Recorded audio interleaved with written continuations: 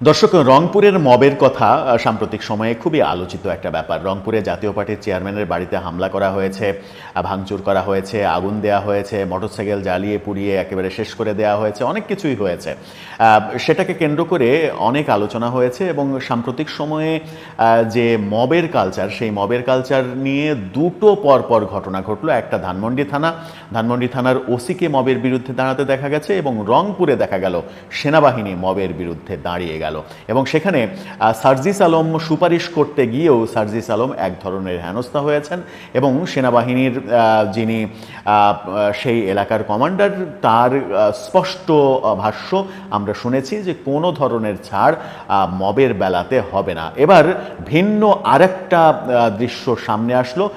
সেনাবাহিনীর তরফ থেকেই ব্যাপারটা, রংপুরের সেনাবাহিনীর তরফ থেকেই ব্যাপারটা পরিষ্কার করা হলো এবং দৃশ্যপট বদলে গেল। মনে হলো যে মব বোধহয় বাংলাদেশে বন্ধ হতে চলেছে।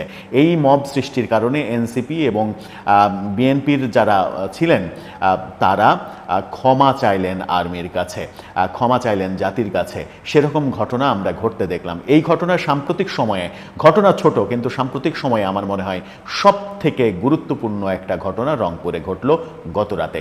কি ঘটলো সেই আলোচনা করবো এই ভিডিওতে। চলে যাচ্ছি মূল ভিডিওতে। বলছিলাম রংপুরের মবের কথা। রংপুরে জাতীয় পার্টির চেয়ারম্যানের বাড়িতে আক্রমণ করা হয়েছে, মব সৃষ্টি করা হয়েছে, ভাঙচুর করা হয়েছে এবং সেই ঘটনা তোলপাড় করেছে সারা দেশে। সেই ঘটনার বিপক্ষে সেনাবাহিনী বুক চিতিয়ে দাঁড়িয়েছে এবং রংপুরের যে 72 পদাতিক ব্রিগেডের commander brigadier general Humayun Kayum, তার বিরচিত ভূমিকা প্রশংসিত হয়েছে। তিনি একেবারে ঘোষণাই দিয়েছিলেন যে শরীরে যতক্ষণ রক্ত আছে, we are not going to promote anyone যে দেশের বিরুদ্ধে করে। আপাতত স্ট্যান্ডিং হলো, যে জনগণের অসুবিধা করে, ভ্যান্ডালিজম বা নাশকতা করে, মবের নামে আগুন লাগায়, ঘরদোর ভাঙচুর করে, এই পার্টিটাকে বার্তা দেওয়া যে এটা করার সুযোগ নেই এবং শেষ পর্যন্ত সেই বার্তাটা তিনি দিতে পেরেছেন। হয়তো বাস্তবতার কারণে অনেকে বলছেন তার সর্বশেষ কার্যক্রমটা নিয়ে অনেকে আবার সমালোচনা করছেন যে মব যারা সৃষ্টি করলো তাদেরকে ডেকে মিটিং করতে হবে কেন, তাদেরকে মিটিংয়ের মাধ্যমে ক্ষমা চাওয়াতে হবে কেন, তাদের বিরুদ্ধে কেন আইনি অ্যাকশান নেওয়া হবে না, এরকম আলোচনাও চলছে। কিন্তু আমার মনে হয় যে প্রথম ধাপে একটা বোঝানোর প্রক্রিয়ার মধ্যে এই ব্রিগেডিয়ার জেনারেল হুমায়ুন কায়ুম এই অফিসার যেতে চেয়েছেন।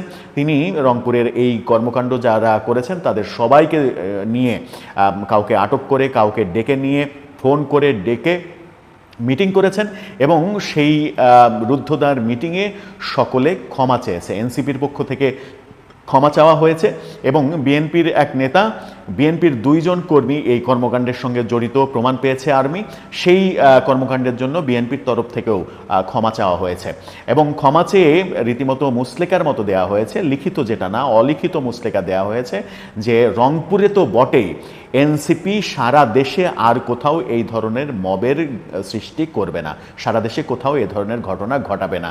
এই মর্মে তারা স্বীকারোক্তি দিয়েছে, সরি বলেছে, ক্ষমা চেয়েছে। এই যে ঘটনাটা ঘটলো, এই যে ক্ষমা চাওয়া এবং নিজেদের ভুল স্বীকার করা, তারা বলার চেষ্টা করেছে যে আমাদের ভুল হয়েছে, এই কর্মকাণ্ড করা উচিত হয়নি, সবাই মিলেমিশে বাস করা উচিত, এরকম কথা যেমন কেউ কেউ বলেছেন, আবার কেউ কেউ অতি উৎসাহী হয়ে মিটিংয়ের বাইরে সংবাদ মাধ্যমে এমনটাও বলেছেন, জাতীয় পার্টির বিরুদ্ধে কথা বলার চেষ্টা করেছেন। জাতীয় পার্টি আওয়ামী লীগের বি টিম যেমন সার্জিস আলম ওই সেনা অফিসারের সঙ্গে যখন মিটিং করে, সেনা অফিসার যখন তাকে রীতিমতো শাসানি দেন, তখন তিনি বলার চেষ্টা করেছেন যে জাতীয় পার্টির বিরুদ্ধে সরকার কেন ব্যবস্থা নিচ্ছে না, এটা সরকারের সঙ্গে আমরা কথা বলবো। আপাতত এখানে যা হয়েছে, আমরা উত্তরবঙ্গের মানুষ, শান্তিপ্রিয় মানুষ, আমরাও চাই শান্তি শৃঙ্খলার মধ্য দিয়ে সবাই একসঙ্গে মিলেমিশে বাস করতে। মানে এক ধরনের যে মানে ব্যাকফুটে সেদিনই গিয়েছে, সেই ভিডিও চিত্র কিন্তু ভাইরাল হয়েছিল।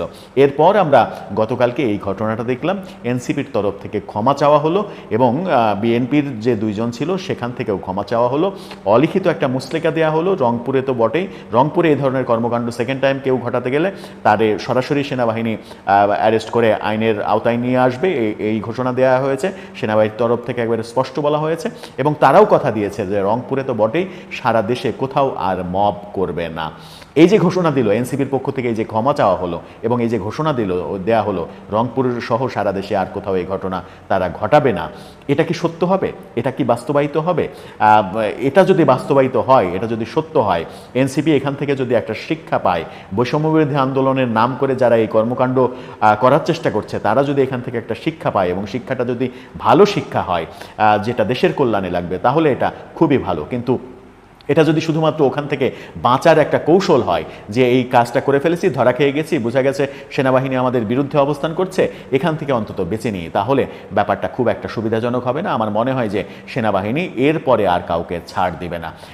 একটা সিগন্যাল বোধহয় সেনাবাহিনী থেকে স্পষ্ট করে দেয়া হলো যে যেই হোক, যে যত বড় হ্যাডামালাই হোক, যেমন সার্জিস আলম সেখানে গিয়ে সুপারিশ করতে গিয়ে পাত্তা পায়নি, একেবারেই পাত্তা পায়নি, এই প্রথমবারের মতো কোথাও গিয়ে সে মাথা নিচু করে থেকে কথা শুনতে বাধ্য হয়েছে। এই দৃশ্য বলে যে তাদের এই